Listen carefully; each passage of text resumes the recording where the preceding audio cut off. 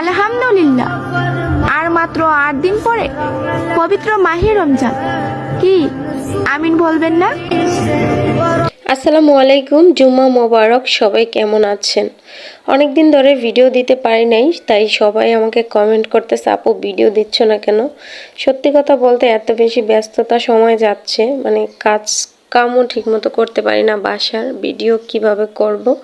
তো আজকের যে বাজারগুলো নিয়ে আসছিল সেগুলাই আমার মেয়ে একটু ভিডিও করতেছিল, তো আমি ভাবলাম এটাই শেয়ার করে দিই যেহেতু ভিডিওটা আছে। রান্না বান্না শেষ করে আমি গোসল করে এসেছি, দেখো আমার ভিজা চুল এখনো গামছা দিয়ে বেঁধে রাখছি। তো আমার হাজবেন্ড কিছু ফল নিয়ে আসছিল, সেগুলো ঢালতে আমি ভুলে গেছিলাম, তাই এখন এগুলা গুছাচ্ছি। 2-1 দিন পর পরই বাইরে যাওয়া হয়, বাইরের খাবার খাওয়া হয়, কিন্তু মেয়ে বলতেছিল আম্মু আজকে আমরা কোথাও যাব না, আজকে শুক্রবার, তুমি ঘরে আমাকে বার্গার বানাই দিবা। বন রুটি আমাদের ঘরে সবসময় থাকে, বা আমার অনেক বেশি পছন্দ। আমি জেলি দিয়া অথবা দুধ দিয়া বা চা দিয়া খাই বিকেল টাইমে, তাই সবসময় ওর আব্বু চেষ্টা করে বন রুটি নিয়ে আসতে। তো আজকেও বন রুটি নিয়ে আসছে। তো সুরভি বলতেছিল আম্মু আজকে আমরা এই বন রুটি দিয়ে বার্গার করে খাবো। আসলে বার্গারের জন্য ব্রয়লার মুরগিটাই সবচেয়ে সুন্দর হয়, কারণ ওটা অনেক নরম। কিন্তু আমার জামাই আবার ব্রয়লার মুরগি খায় না, কিন্তু আমি খাই। তো কক মুরগি ছিল, দেখছুই তো, অনেকগুলা কক মুরগি নিয়ে আসছিল।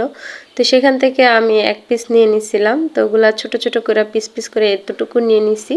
এখন এই চিকেনটাকে আমি তেলে ভেজে নিব। দোকানে বার্গারে তো অনেক ধরনের সবজি টবজি ব্যবহার করা হয়, তো আমার ঘরোয়াভাবে যা যা ছিল তাই গাজর, শসা, টমেটো আমি কেটে নিয়েছি। আর এই বার্গার রুটিগুলো আমি মাঝখান থেকে বটনি দাওতে কেটে নিয়েছি, আর হচ্ছে সস নিয়ে নিয়েছি। তো আমার চিকেনটা হয়ে গেছে। এখন আমি রুটিগুলা একটু হালকা তেল ছিল চিকেনটা ভাজার, তো সেই তেলই আমি রুটিগুলা ছেঁকে নিচ্ছি।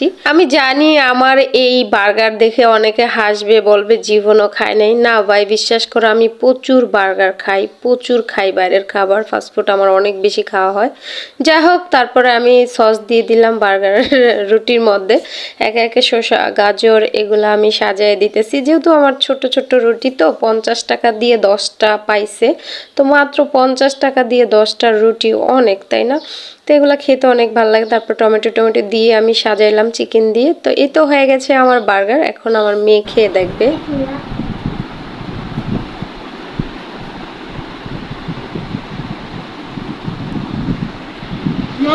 মাঝে মাঝে এ ধরনের রুটি কিনে বাচ্চাদেরকে ঘরে এরকম সুন্দর সুন্দর আইটেম করে খাওয়ালে বাচ্চারা অনেক বেশি খুশি হয়ে যায়। সবসময় বাইরে যাওয়াটা তো পসিবল হয় না, অনেক কাজে ব্যস্ত থাকতে হয়।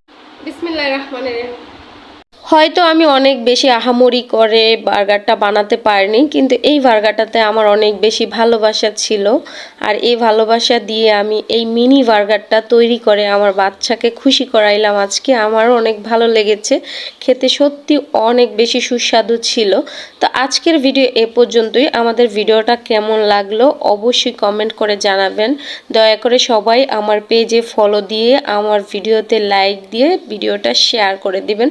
সবাই ভালো থাকবেন, আমাদের জন্য দোয়া করবেন। আল্লাহ হাফেজ।